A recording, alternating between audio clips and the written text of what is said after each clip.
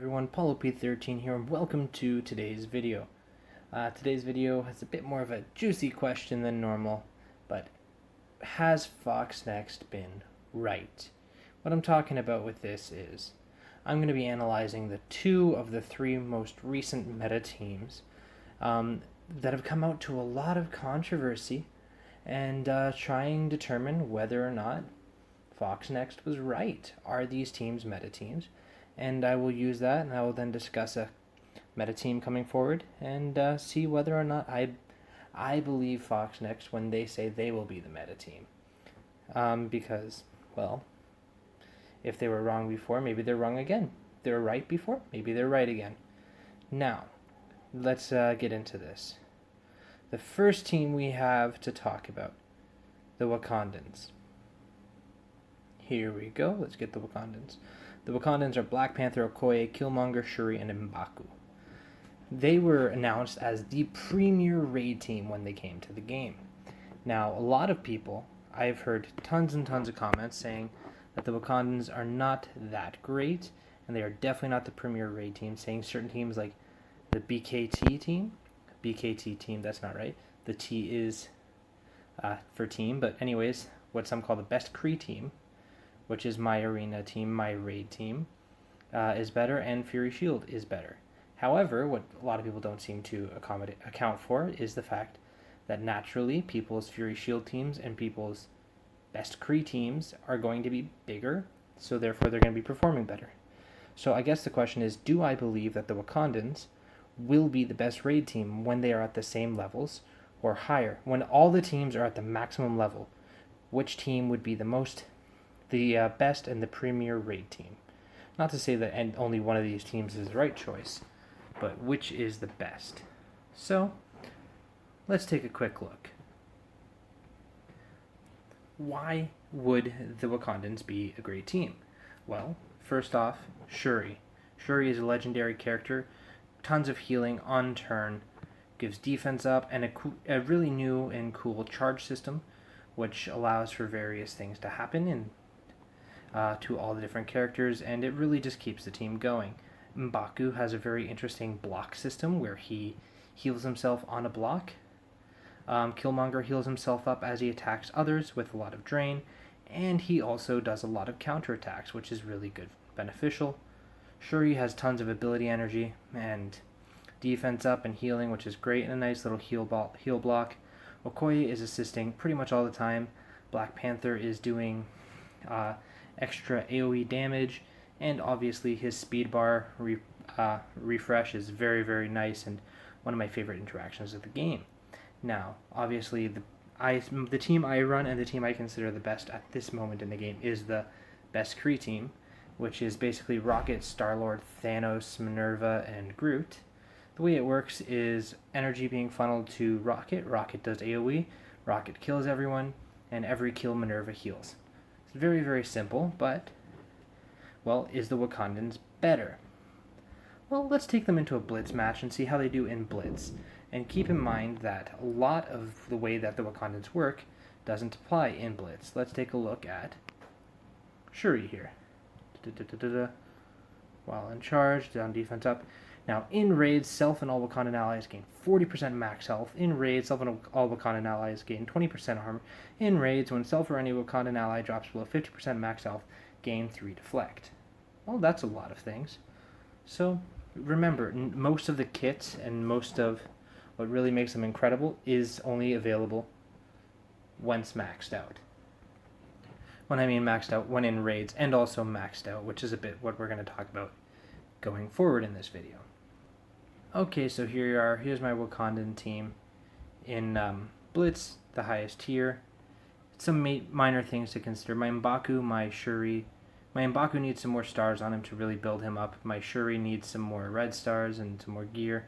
Basically, Killmonger, Shuri, and M'Baku all need some more levels to really make them even. But anyways, and again, this is not a raid.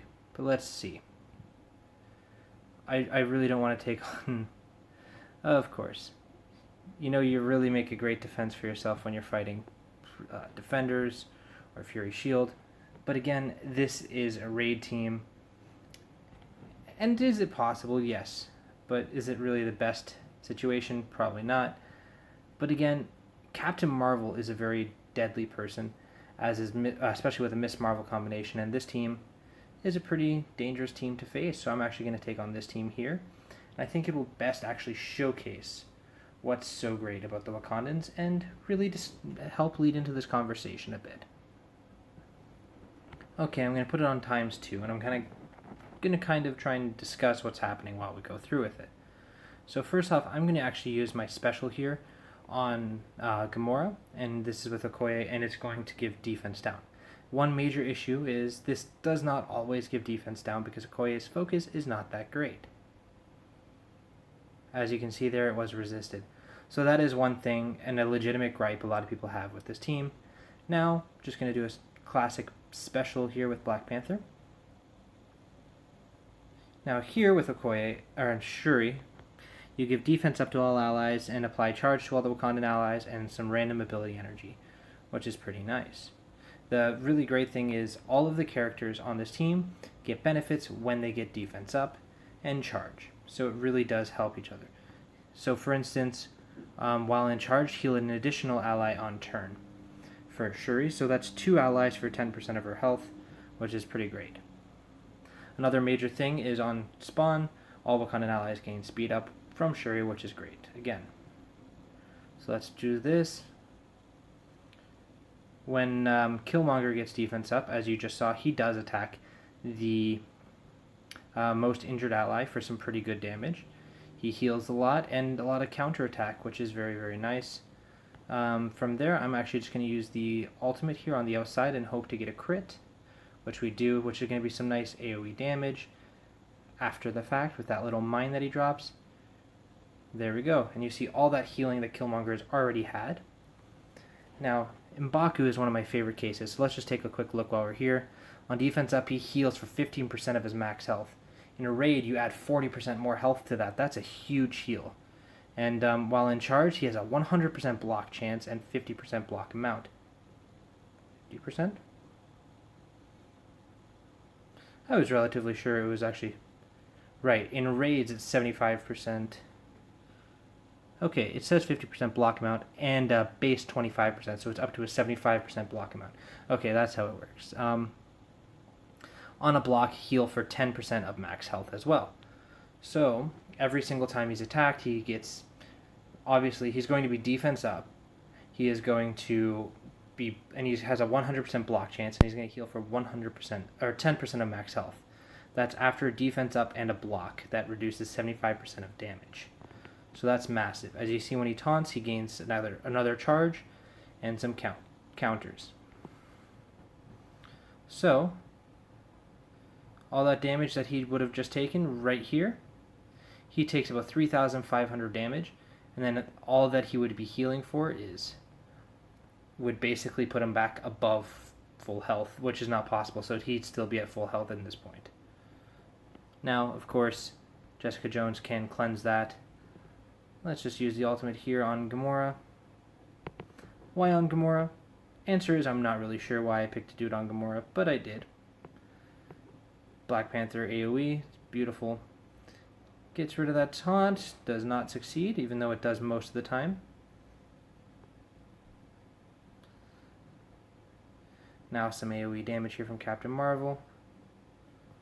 Okay. Killmonger gets a kill here, charges himself up again, and is pretty much healing as he goes along. Let's use the ultimate here on Scarlet Witch. No one dies, but does some pretty good damage. Now there's someone dead. Almost another. Now let's heal up. Again, I remember my Shuri does need some more work, but again, 40% more max health would increase that heal by a lot. With this charge, trying to get a nice little kill there. Could have probably saved that for Black Panther, but I didn't. But this assist here from Okoye should finish the job. Nope. This will. Anyways, as you can tell, this is not a Blitz team, but it works very well on tier 8 of Blitz. I would avoid Fury Shield. I would avoid Brotherhood. You know, it works pretty well against... It actually works very well against Kree. It works really well against Guardians of the Galaxy because a lot of their big deal is quick damage, and M'Baku does not really get hurt from that. And it works pretty well against defenders, actually. Just is a bit longer of a fight, and you need to think it through a little bit more. So what do I think about the Wakandans? Let me go back to the roster screen and discuss whether I think they were right. Before I give you guys my thoughts on this, I would really be curious to hear your guys' thoughts, so let me know down in the comments, or you can let me know down in my Discord server. If you want to know where that is, check out my video description, and you can find a link to that, and you can join and talk all about how you think the Wakandans are great, or how you think they're horrible, and just give me your honest feedback, and we can have a conversation about it. But what do I think? I'm going to actually kind of semi-quote Casino here, because I think I share the same opinion as Casino on this. Perhaps some of you have heard him talk about this on stream. But the general consensus is yes, they are the best raid team in the game. And no, they are not currently the best raid team in the game. What does that mean? Well, what it means is they are built to be at max by far the best raid team. And I can easily see them overtaking all other raid teams in the game. However, they really, really need to be leveled. They are more of an endgame team than anything else. At lower levels, they don't shine above other teams as much as you would expect, as the other teams would. But once you get to a certain point, this team really starts to shine. This team requires a lot of investment in orange materials and gear. For instance, M'Baku here, that when you check this out, I wonder if I think it shows it here, but his block amount is 25%, and then you add 50% to that. That moves it all the way up to 75%, which is massive. Another good one for him is this special, get an extra charge, get extra counter, which is massive for him because every block is really big. This ultimate, not so much. The basic, you don't really need the basic. They're not too bad, but really every character requires some sort of investment regarding this. Like, Shuri's passive is super essential. Her heal is very nice. Her special, her special is okay. It's not bad, but if you're using it for everything, it's nice to have. You don't really need the extra damage for Shuri. Okoye, well, this is Killmonger. Let's pretend I didn't say that. Killmonger, extra 70% damage to the most injured targets, amazing. 30% damage to primary targets, chain to all adjacent targets. The bonus damage on this is really nice. The special is okay, but it hits 4 times, so that's actually massive. Or 3 times, my bad. But anyways, so 200 times 3 times is so much better than 160. So that's a really important upgrade if you can. The basic adds 10% drain and bonus attack 2 more times instead of 1 to 2 times. Again, all of Killmonger's abilities get even better at orange. The basic for Okoye is absolutely necessary. You need that extra focus. Her special, sadly, doesn't really help with the focus there. The ultimate 50% speed bar reduction is huge. The piercing is really nice because that helps on every one of her attacks. Really, everything about Okoye can really use those ability materials. Black Panther, you know you got to go for that passive. That passive is amazing. The basic, well, it's 10% to apply slow and some damage, so not incredible, but it's good. Special's not massive. The ultimate here, 30% damage to primary and secondary targets, extra crit chance, and 30% damage while charged. That can be really helpful, and that can really help on a move that really gets Black Panther a lot of turns.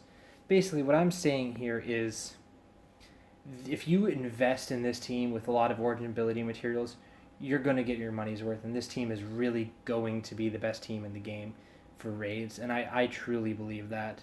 So I think, really saying this, for meta team number 1, was FoxNext right? Yes. But there is actually a little fun thing I want to discuss about this here Wakandan team, and I know I mentioned it roughly, but the other team, the best Kree team, when it goes against the Wakandans, it runs into M'Baku here. So to do this, I I will actually use statistics from msf.gg just to really show you guys something. I was going to do that really in depth, but I'm just going to give you a quick rundown. So, when you face the best Kree team, you're going to take Rocket's special and Star-Lord's ult back to back. Now, again, as you may recall here,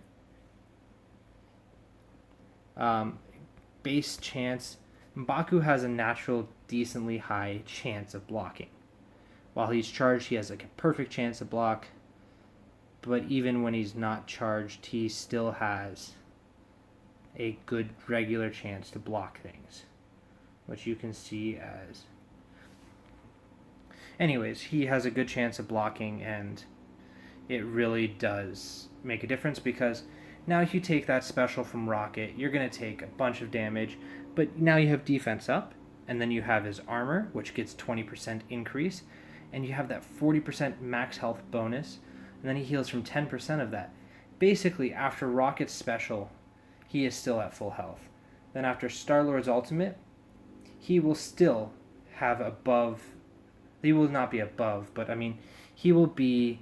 Just the last assist will be the only thing that really does any damage to M'Baku, taking both of those hits right back to back, and the amount of damage is probably going to be around, in all likelihood on that team, about 5,000 damage. So if you run a fully maxed out M'Baku against a fully maxed out best Kree team, he basically does not take any damage for the first little bit. Now, again, all the numbers get a little funky, but either way, M'Baku, he is a really great tank, and a lot of people sleep on him. I know a lot of people like running Miss Marvel with this team, and actually I did that for quite a while, just for some event raids, and that's a lot of fun. But if you run the full Wakandans, they're a great team. So I think this team here passes the test. They are indeed the raid meta. Meta number 2 we have here is the War Offense team, the Power Armor team.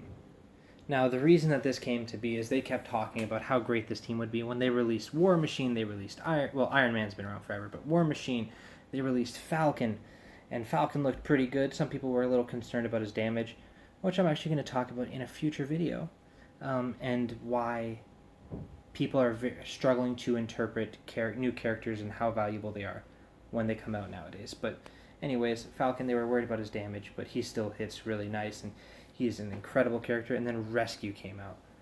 And Rescue, when she came out, was horrendous. It turns out there was a mistake in her kit. And when they fixed that, Rescue was then only horrendous outside of the Power Armor team, and really less efficient outside of War. Most of her value comes in War, but at least she had some value with this team in War. But a lot of people still weren't overly convinced. Then some content creators made videos on how they destroy every team with it, and some people can't quite do that. But anyways, I have used this team quite a lot, and I have an opinion on it. I want to hear your guys' opinion on this. But besides this, there is actually one thing I do need to discuss. They have the weirdest ability upgrade in the history of anything. This here, level 6 upgrade for Falcon Special, other than the always remove stealth from all enemies, that makes sense. But it does nothing. The start 3 with 3 ability energy makes no difference, and I want to know why it exists.